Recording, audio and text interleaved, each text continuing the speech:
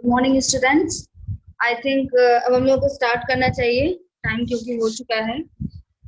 आप लोगों ने पहले कल हम लोगों ने जितना पढ़ा था उसमें हमने तीन तरीके का स्टील का टाइप देख लिया था। सबसे पहला ऑर्डिनरी पोर्टलैंड सीमेंट, दूसरा रैपिड हार्डनिंग सीमेंट और तीसरा एक्स्ट्रा रैपिड हार्डनिंग सीमेंट। बचे हुए 12 जो पार्ट्स हैं या 12 जो टाइप्स हैं वो हम लोग आज देखेंगे। सबसे पहला जो आज सबसे पहला टाइप हम लोग देखेंगे वो है low heat cement. Low heat cement के लिए जो कोड यूज होता है वो है IS 126001989। लो हीट सीमेंट नाम से पता चल रहा है, ऑब्वियसली इसमें जो हीट जनरेट होती है वो बहुत कम होती है। और हम लोग क्या करते हैं, मेनली इसका यूज भी डिफरेंट पर्पसेस के लिए होता है। ये एक पोर्टलैंड सीमेंट होती है और इसको हम लोग ऑब्टेन कैसे करते हैं, जो हमारे रैपिड हार्डनिंग जो कंपोनेंट्स होते हैं ना, जो रैपिड हाइड्रेट हो जाते हैं, जल्दी से हाइड्रेट हो जाते हैं, ऐसे कंपोनेंट्स कौन कौन से होते हैं, C3S और C3A। इन दोनों को हम लोग कम कर देते हैं। ओपीसी के कंपैरिजन में C3S और C3A का जो परसेंटेज होता है उसे हम लोग कम करते हैं और C2S का परसेंटेज बढ़ाते हैं। जब हम लोग ऐसा करते हैं तो लो हीट सीमेंट जो है वो फॉर्म होती है। इंडियन स्टैंडर्ड स्पेसिफिकेशंस के हिसाब से जो लो हीट सीमेंट है उसका हीट ऑफ हाइड्रेशन कितना होना चाहिए, 7 डेज के लिए इसका हीट जो जनरेट होना चाहिए वो 65 कैलोरी पर ग्राम होना चाहिए और 28 डेज के लिए 75 कैलोरीज पर ग्राम होना चाहिए। क्योंकि rate of gain of strength इस सीमेंट में कम होती है, इसलिए हम लोग को इस पे काम करते समय एक्स्ट्रा प्रिकॉशंस की जरूरत होती है। जैसे कि जो फ्रेमवर्क हमने बनाया है उस फ्रेमवर्क को, जैसे ओपीसी के कंपैरिजन में भी, ओपीसी में हमें जल्दी से फ्रेमवर्क हटाने की मतलब एक लिमिटेड टाइम है, उसके बाद वो फ्रेमवर्क हटा दिया जाता है। लेकिन हमारा ये जो लो हीट सीमेंट है इसमें और ज्यादा टाइम लगता है, तो जो फॉर्मवर्क हमारा है उसको हम लोग देर से हटाते हैं, तो हमें इस चीज को ध्यान में रखना होता है। लो हीट सीमेंट का यूज मेनली मासिव स्ट्रक्चर्स के लिए यूज किया जाता है। मासिव स्ट्रक्चर्स जैसे कि ब्रिजेस के अबटमेंट्स, रिटेनिंग वॉल्स और डैम्स। डैम तो आप लोगों को पता होगा। अबटमेंट्स क्या होते हैं ये देख लीजिए। देखिए, ब्रिज होता है तो ब्रिज में जो आपको जो इसके स्टैंड दिखते हैं, जो ब्रिज बीच बीच में आपको कॉलम की तरह दिखते हैं, उन्हें हम लोग पियर्स बोलते हैं। और जो सबसे पहला जहां से स्टार्ट होता है और जहां से एंड होता है वहां पर क्या होता है, वो पियर नहीं होता। वहां पे क्या होता है, वहां पे एक स्पेशल स्ट्रक्चर लगाया जाता है, जैसे कि आपको दिखेगा वो पियर की तरह ही, लेकिन वो क्या करेगा, वो पियर की तरह स्टार्ट होता है लेकिन आगे रिटेनिंग वॉल को कैरी करता हुआ होता है। तो ये स्ट्रक्चर जो होता है उसको हम लोग जो है उसे हम लोग अबटमेंट्स बोलते हैं।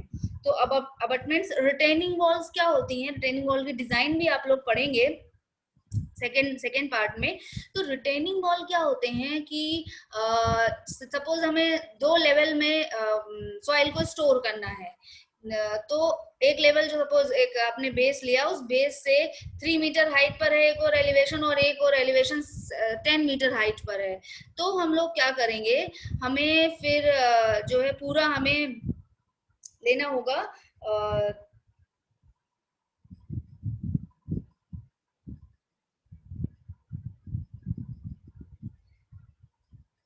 जिन लोगों का वीडियो ऑन है वो लोग, आप लोग बंद कर दीजिए, जरूरत नहीं है आपका वीडियो ऑन रहने की वैसे।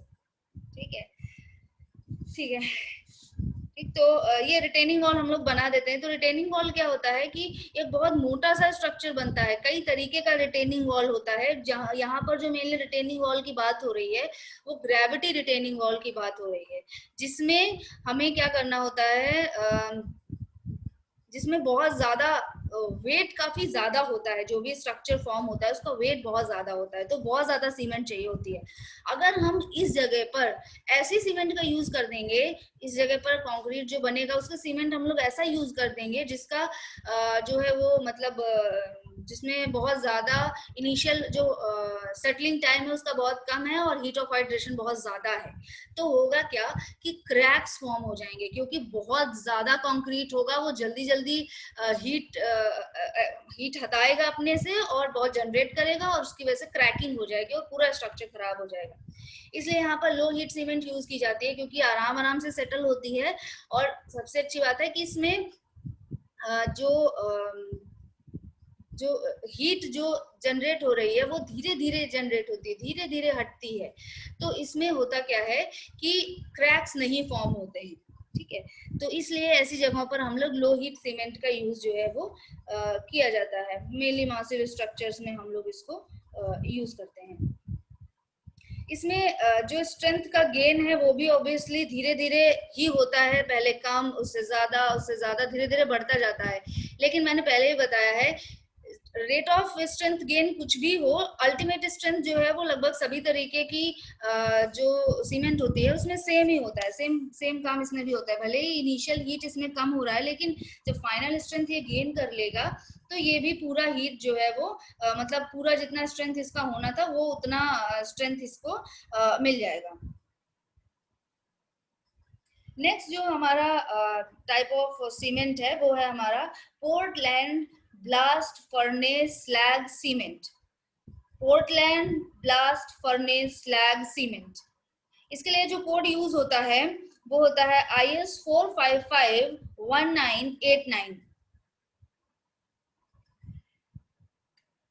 इस तरीके का जो स्लैग सीमेंट होता है, जो नाम से हर एक स्लैग, हर एक जितना भी टाइप ऑफ सीमेंट है उनके नेम से लगभग सारी चीजें क्लियर हैं। इसमें क्या होता है, पोर्टलैंड सीमेंट क्लिंकर और ब्लास्ट फर्नेस स्लैग, इन सबको मिलाया जाता है। मतलब ब्लास्ट फर्नेस स्लैग के जो पार्टिकल्स होते हैं उनको हम लोग ऐड कर देते हैं पोर्टलैंड सीमेंट क्लिंकर में, जब हम लोग उसको ग्राइंड कर रहे होते हैं उस समय।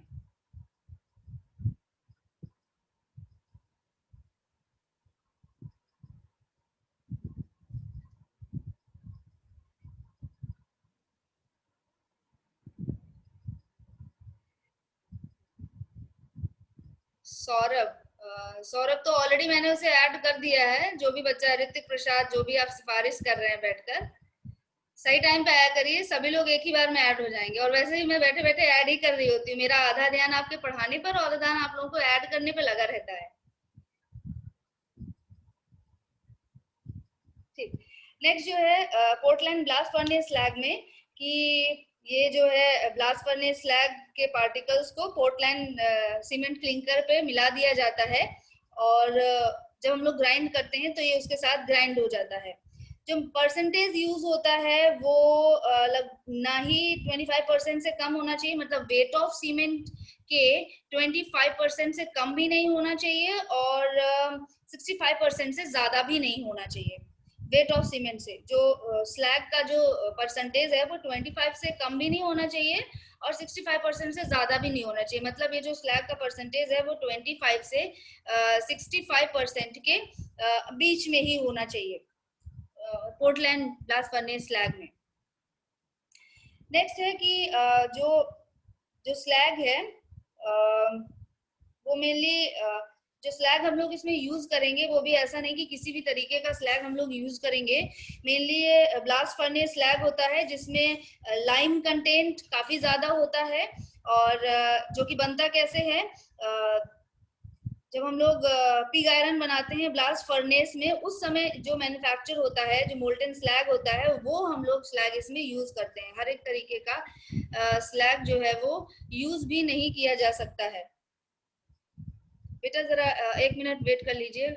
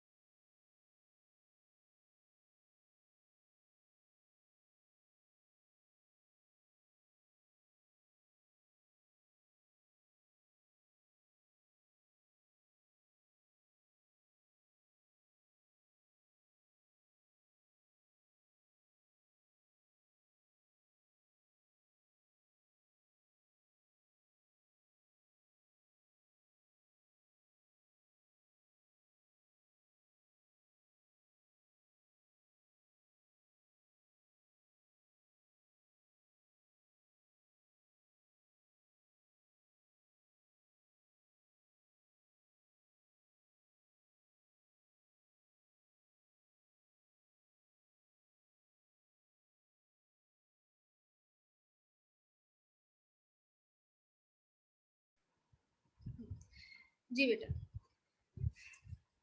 ये जो स्लैग है वो ऑब्वियसली एक स्पेशल टाइप ऑफ स्लैग होता है जिसका ऑब्वियसली लाइम कंटेंट जो है वो ज्यादा होना चाहिए, ये बात क्लियर है।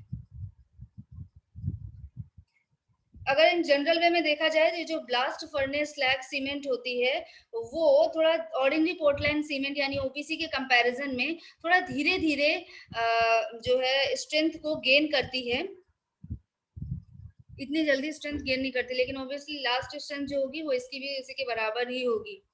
हीट ऑफ हाइड्रेशन जो पोर्टलैंड सीमेंट का होता है वो ओपीसी के कंपैरिजन में कम होता है, तभी ये जल्दी जल्दी धीरे धीरे स्ट्रेंथ को गेन करती है। अब चूंकि इसका जो हीट ऑफ हाइड्रेशन कम है इसलिए इसका यूज जो है वो मास कंक्रीटिंग के लिए किया जा सकता है, जैसे कि अभी जो लो हीट कंक्रीट जो था वहां पर हम लोग जो ये यूज कर रहे थे वहीं पर उतना काम हम लोग इससे भी करवा सकते हैं। और क्योंकि इसमें ये जो इस टाइप ऑफ सीमेंट में क्या होता है सल्फेट रेजिस्टेंस बहुत ज्यादा होता है और इसकी वजह से सल्फेट रेजिस्टेंस अच्छा होता है इसका, इसलिए इसको हम लोग कुछ ऐसी जगहों पर जहाँ पे इन्वायरमेंटल एक्सपोजर होता है ऐसी जगहों पर यूज कर सकते हैं, जैसे कि सॉइल के अंदर या फिर ग्राउंड वाटर जहाँ पर है, ऐसी जगहों पर जहाँ पर सल्फेट अटैक होने का चांसेस होता है वहां पर हम लोग इस तरीके का जो सीमेंट है उसको हम लोग यूज करते हैं। मेनली ये जो ऑर्डिनरी पोर्टलैंड सीमेंट जहां जहां पर यूज हो सकता है वहां पर हर जगह पर इसको हम लोग यूज कर सकते हैं। क्योंकि इसमें हीट का इवैल्यूएशन कम होता है इसलिए हम लोग इसको ब्रिज के अबटमेंट, फाउंडेशन, डैम्स और मास कंक्रीटिंग जहां पर भी है उन सभी जगहों पर यूज किया जा सकता है। जो नेक्स्ट हमारा टाइप ऑफ सीमेंट है वो है पोर्टलैंड पोजोलाना सीमेंट, और इसके लिए जो कोड यूज होता है वो कोड है IS 1489-1991।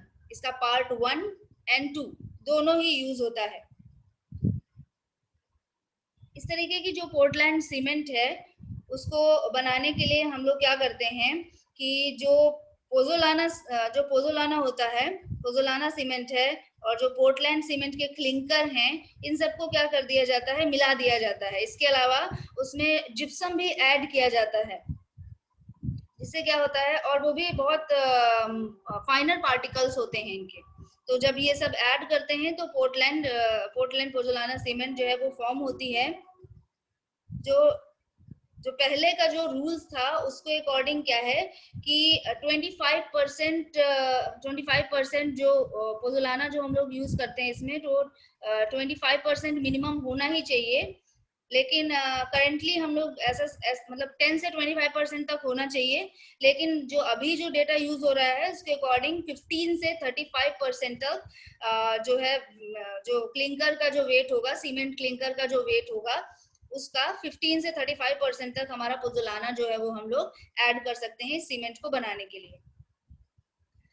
जो पोजोलानिक मटेरियल जो होते हैं वो मेनली एक सिलिशियस या एल्यूमिनस मटेरियल होते हैं जिनमें अपनी ओर से कुछ सीमेंटियस प्रॉपर्टी नहीं होती है, लेकिन जब इसमें वाटर ऐड किया जाता है और कैल्शियम हाइड्रोक्साइड के साथ ये रिएक्ट करता है तो ये बाइंडिंग प्रॉपर्टीज को शो करता है। ये जो प्रोसेस होता है उसे हम लोग पोजोलानिक एक्शन बोलते हैं।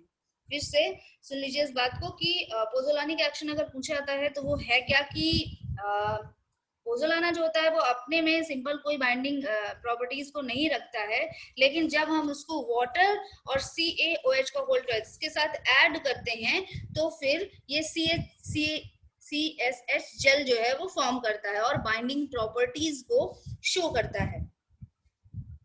ये जो पोर्टलैंड पोजोलाना सीमेंट है यानी PPC भी बोलते हैं इसको, ये भी less heat of hydration generate करता है और जो है सल्फेट अटैक के लिए तो नहीं, जो वाटर में जो इम्प्योरिटीज हैं, जो वाटर में जो इम्प्योरिटीज होती हैं उसके लिए ये जो वाटर में जो इम्प्योरिटीज हैं उनको रेजिस्ट करने के लिए ये काफी रेजिस्टेंस प्रोवाइड करता है जो, और इसका हीट ऑफ हाइड्रेशन भी कम होता है।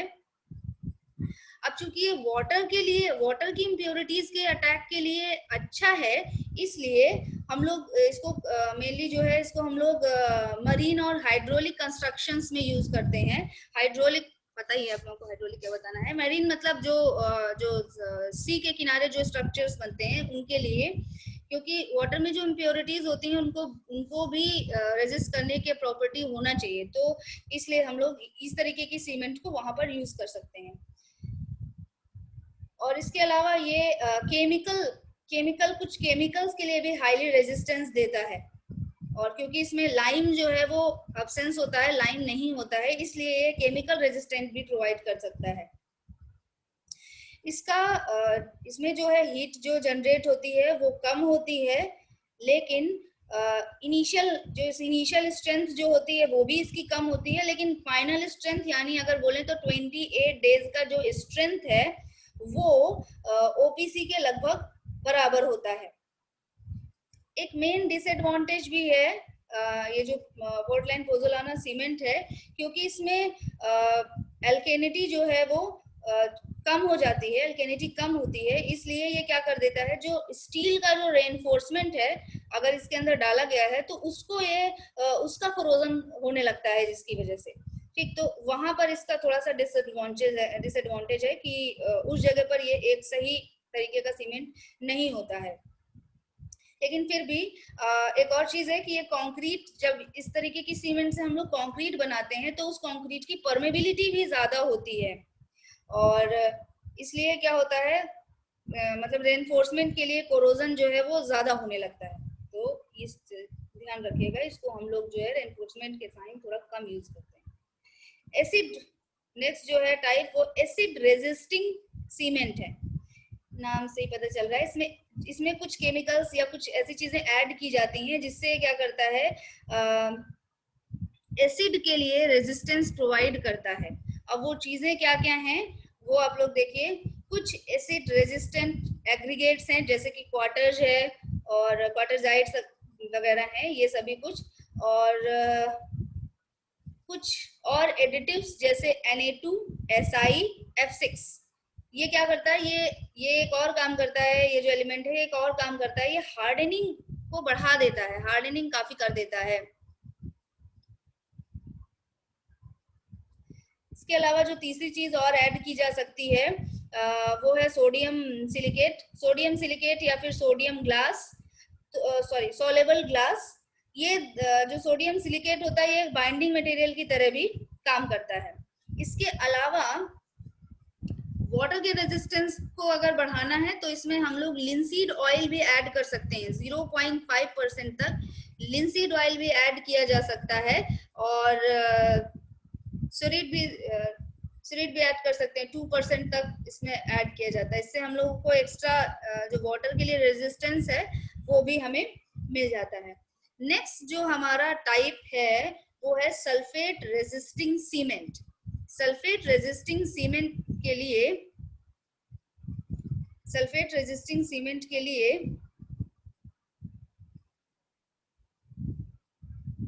सल्फेट रेजिस्टिंग सीमेंट के लिए जो आईएस कोड यूज होता है वो है IS 123301988। मैं आप लोगों की अटेंडेंस ले लेती हूँ, फिर आप लोगों को मैं पढ़ाऊंगी।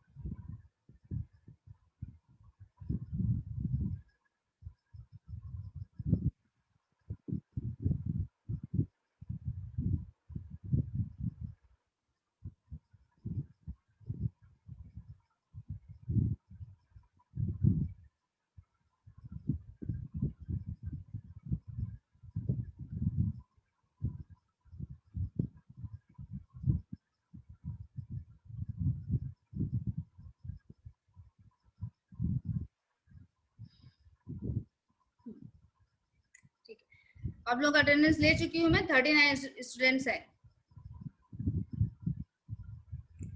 नेक्स्ट सल्फेट रेजिस्टिंग सीमेंट जो है इसको देखते हैं। ये मेनली क्या होता है, पोर्टलैंड सीमेंट के कंपैरिजन में इसमें हम लोग क्या करते हैं, C3A का जो कंटेंट है उसको हम लोग कम कर देते हैं और C4AF का भी कंटेंट हम लोग कम कर देते हैं ओपीसी के कंपैरिजन में। और ओपीसी के कंपैरिजन में इसको हम लोग फाइनर भी कर देते हैं, फाइनर ग्राउंडिंग कर देते हैं इसकी, जिसकी वजह से इसमें क्या होता है, कुछ स्पेशल प्रॉपर्टीज आती हैं। एक और चीज, जो C3S की जो वैल्यू है और C2S की जो वैल्यू है यानी परसेंटेज जो है वो लगभग 45% दोनों का रखा जाता है। जो सेटिंग टाइम की बात करें तो ओपीसी और ये सल्फेट रेजिस्टिंग सीमेंट दोनों का लगभग सेम होता है। और सीमेंट जो है वो सल्फेट रेजिस्टेंट भी है, ये जो सल्फेट रेजिस्टिंग सीमेंट है वो सल्फेट रेजिस्टेंट है क्योंकि जो कंक्रीट है, जो C3A की वजह से, जो C3A जो है उसकी वजह से जो सल्फेट रेजिस्टेंस का जो प्रॉपर्टी है वो इसमें आ जाता है।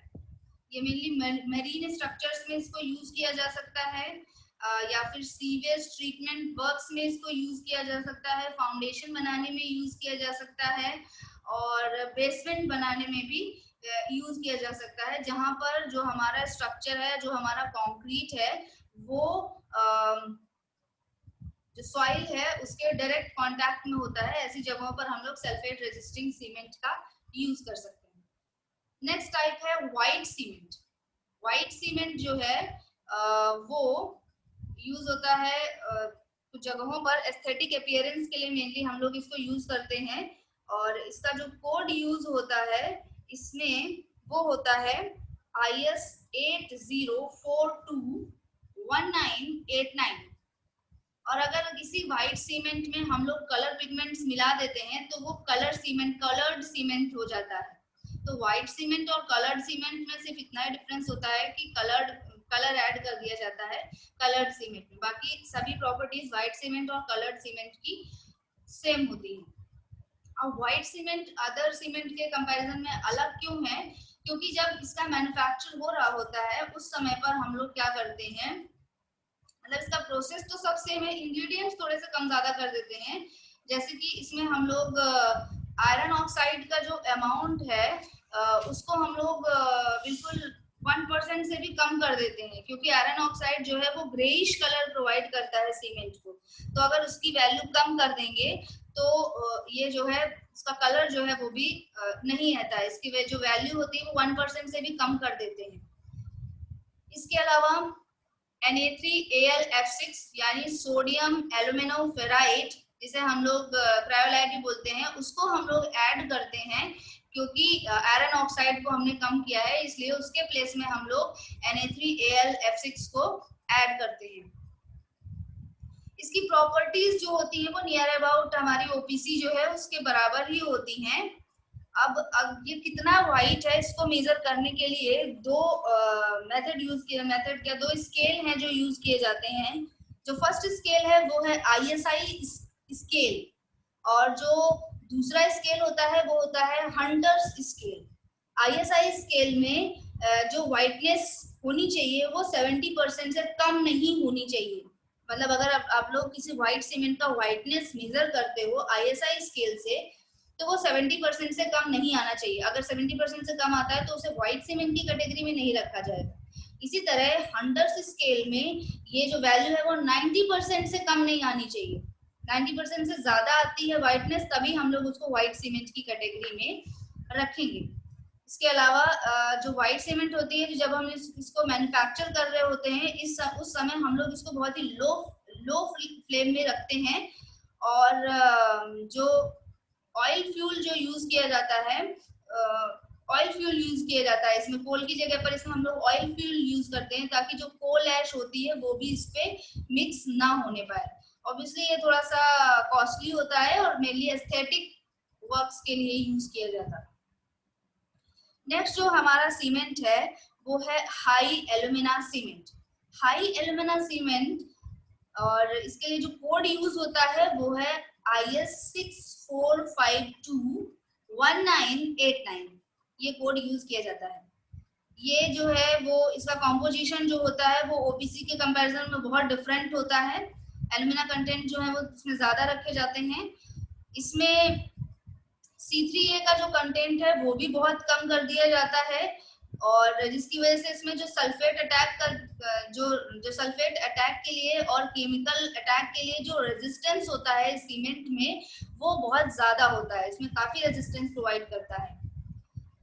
ऑब्वियसली ये ओपीसी के कंपैरिजन में बहुत कॉस्टली होता है, थोड़ा कॉस्टली होता है। और एक और चीज है कि इस सीमेंट को किसी दूसरी सीमेंट के साथ मिक्स नहीं करना चाहिए। कुछ और प्रॉपर्टीज हैं इसकी, जैसे कि ये बहुत जल्दी सेटल हो जाती है और इसमें हायर अल्टीमेट स्ट्रेंथ जो है वो बहुत ही थोड़े से टाइम में ही गेन हो जाती है। इसकी जो वन डे स्ट्रेंथ होती है वो लगभग 40 न्यूटन पर mm स्क्वायर होती है, और 3D स्ट्रेंथ जो 3 डेज की जो स्ट्रेंथ होती है वो 50 न्यूटन पर mm स्क्वायर होती है।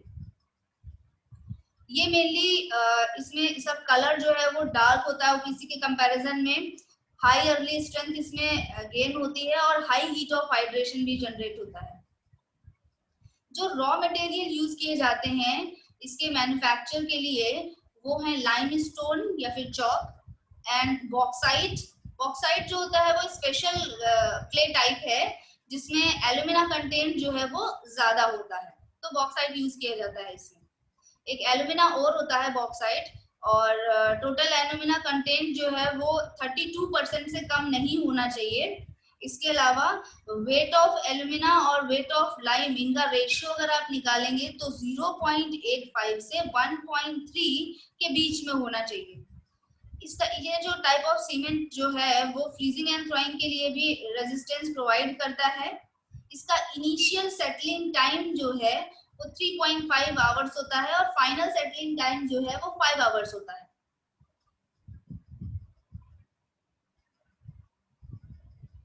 ये एक्सपेंसिव होती है ओपीसी के कंपैरिजन में, ओपीसी के लगभग सभी से ज्यादा एक्सपेंसिव होती है, और ऐसी जगहों पर यूज की जाती है जहां पर हमें बहुत जल्दी फ्रॉम वर्क को बहुत जल्दी हटाना होता है, वहां पर इसको हम लोग यूज करते हैं। नेक्स्ट जो हमारा टाइप ऑफ सीमेंट है वो है quick setting Portland cement.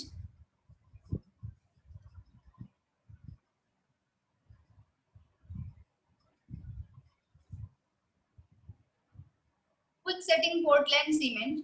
Quick setting Portland cement में क्या होता है कि ऑब्वियसली बहुत जल्दी सेट हो जाती है। इस तरीके की जो सीमेंट है उसके मैन्युफैक्चर करते टाइम हम लोग जिप्सम के कंटेंट को कम कर देते हैं, जिसकी वजह से इसमें ये प्रॉपर्टी जो है वो आती है। इसके अलावा हम लोग इसमें थोड़ा सा अमाउंट एल्यूमिनियम सल्फेट का भी ऐड करते हैं। इसके अलावा ओपीसी से ये थोड़ा सा और छोटा पार्टिकल होता है इसका ग्राउंड, जो इसको बहुत फाइनल ग्राइंडिंग की जाती है। ये सेट तो जल्दी हो जाता है लेकिन हार्ड नहीं होता है जल्दी से। इसका इनिशियल सेटलिंग टाइम 5 मिनट है और फाइनल सेटलिंग टाइम जो है वो 30 मिनट होता है। मेनली हम लोग इस तरीके का जो सीमेंट है उसको हम लोग ऐसी जगह पे यूज करते हैं कंक्रीट बनाने में जहां पर वाटर के अंदर इसको हमें वाटर के अंदर जो स्ट्रक्चर बनाने होते हैं उस जगह पर ऐसी सीमेंट जो है वो यूज की जाती है। जो नेक्स्ट जो टाइप ऑफ सीमेंट है वो है मैसनरी कंक्रीट। मैसनरी कंक्रीट जिन लोगों का एक बात सुनिए बेटा सभी लोग, जिन लोगों का अटेंडेंस रह गया है वो लोग अपना हैंड रेज कर दीजिए। जिनका अटेंडेंस रह गया है वो लोग अपना हैंड रेज कर दीजिए। मैं फिर से बोल रही हूँ, जिनका अटेंडेंस रह गया है वो लोग अपना हैंड रेज कर दीजिए। खत्म होते होते जो क्लास है मैं उनका भी अटेंडेंस ले लूंगी। हैंड रेज कर दीजिए तो आप लोग ऊपर की साइड आप लोग का नेम आ जाएगा।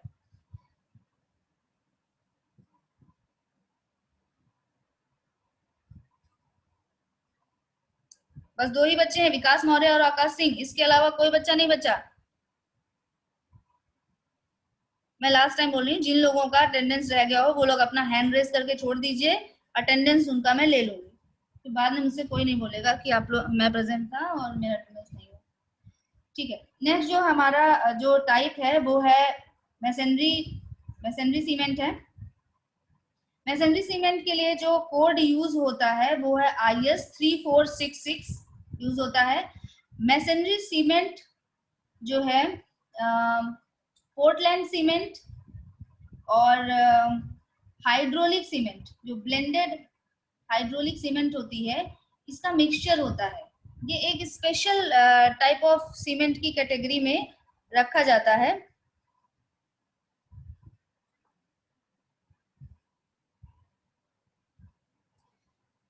और इसके अलावा इसमें कुछ हम लोग प्लास्टिसाइजिंग मटेरियल भी मिलाते हैं। तो प्लास्टिसाइजिंग मटेरियल क्या होते हैं कि ऐसे मटेरियल, प्लास्टिसाइजिंग वैसे तो आप लोगों ने पढ़ा होगा, ऐसे मटेरियल जिसमें जहाँ पर वर्केबिलिटी बढ़ानी होती है, लेकिन हम चाहते हैं कि वाटर कंटेंट जो है वो कम, हमें वाटर कंटेंट को बढ़ाना ना पड़े बट वर्केबिलिटी बढ़ जाए, तो ऐसी जगहों पर हम लोग यूज करते हैं, प्लास्टिसाइजिंग मटेरियल यूज करते हैं। क्योंकि इसका जो काम है वो यही होता है, वाटर कंटेंट को हमें बढ़ाना नहीं होता लेकिन वर्केबिलिटी हमें ज्यादा चाहिए होती है, और सेटिंग टाइम भी इसमें थोड़ा सा बढ़ जाता है, वर्केबिलिटी भी बढ़ती है, वाटर रिटेंशन भी बढ़ता है, ड्यूरेबिलिटी भी बढ़ता है, ये सारी प्रॉपर्टीज इंक्रीज होती है विदाउट वाटर कंटेंट को इंक्रीज किए। इस तरीके के मटेरियल्स ऐड करने से एक और अच्छी चीज हो जाती है कि श्रिंकेज भी कम हो जाता है। श्रिंकेज का जो जो हमारे लिए एक अच्छी प्रॉपर्टी नहीं मानी जाती है, वो ऑब्वियसली कम हो जाती है। ये जो सीमेंट है वो मैसनरी वर्क के लिए यूज की जाती है, प्लास्टर वगैरह करने के लिए यूज की जाती है, लेकिन कंक्रीट बनाने के लिए यूज नहीं की जाती है। मतलब मैसनरी स्ट्रक्चर के काम किए जाएंगे जहां पर ईंट वगैरह लगाना है, उसके साथ इसे यूज किया जाएगा, लेकिन कंक्रीट बनाने के लिए इसको यूज नहीं किया जा सकता है। मैसनरी सीमेंट जो है वो जब मोटार बनाने के लिए यूज करते हैं हम लोग इसको, तो ये लाइम मोटार की सभी अच्छी प्रॉपर्टीज को लेती है, और इसके अलावा सीमेंट मोटार की भी अच्छी प्रॉपर्टीज को लेती है और बेकार प्रॉपर्टीज को अपने आप ही एलिमिनेट कर दिया जाता है इस टाइप ऑफ सीमेंट।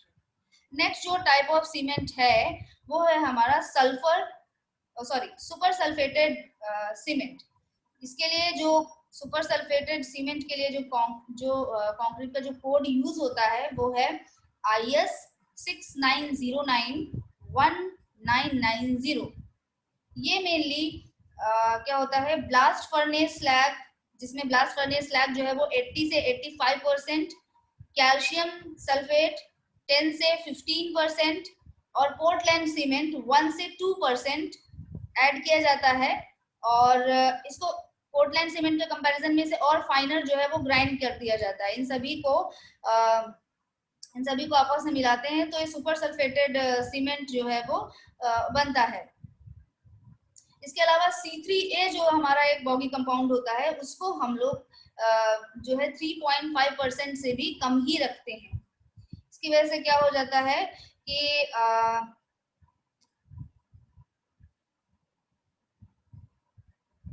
चीज और है इसमें कि जो सल्फेट रेजिस्टिंग सीमेंट है वो एक्स्ट्रा आयरन कोर जो कि पहले से बनाया जा रहा है, उसमें जब हम लोग बनाते हैं तो C3A बनाने के C4AF की जगह C3A बना देता है, इसलिए भी इस सल्फेट से जो है इसको हम लोग प्रोटेक्ट कर पाते हैं।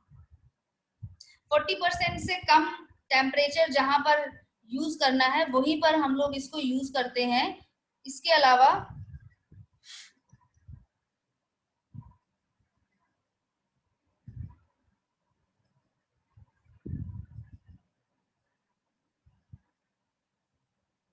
जहां पर हमारा जो नॉर्मल जो रूम टेम्परेचर है वो 40% से भी कम रहता है, वहीं पर इसको यूज किया जाता है।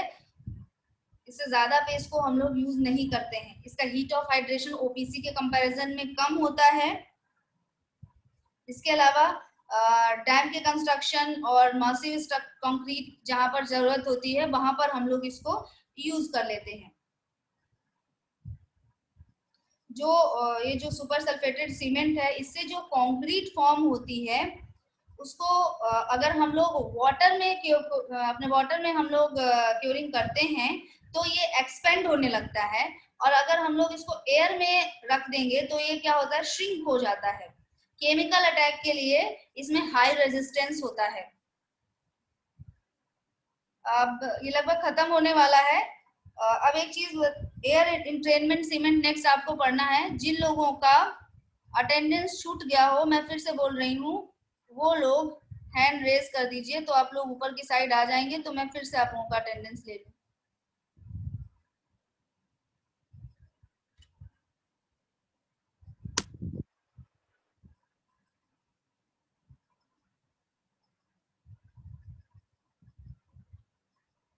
ठीक है,